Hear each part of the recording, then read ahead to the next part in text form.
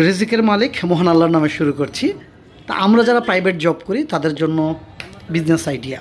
চলুন কিভাবে আমরা প্রাইভেট জব করি, গ্র্যাজুয়েশন কমপ্লিট, চোখ লজ্জায় কোনো কিছু করতে পারি না।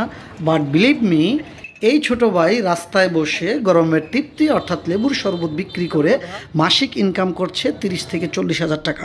কিভাবে? চলুন। বর্তমানে লেবুর বাজার মূল্য হচ্ছে 200 থেকে 300 টাকা, অর্থাৎ পার লেবু 2 টাকা। যেখানে অর্ধেক লেবু দিয়ে সে 1 গ্লাস লেবুর শরবত বানায়, যার মধ্যে একটু চিনি এবং লাল বিট লবণ থাকে, যার মূল্য আমরা ধরতে পারি সর্বোচ্চ 2 টাকা।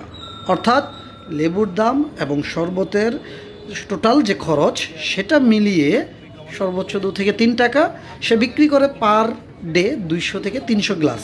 1 গ্লাসের দাম 10 টাকা। এখনই আপনি যোগ বিয়োগ করে আর ওয়াই মিলিয়ে কমেন্ট করে জানাবেন।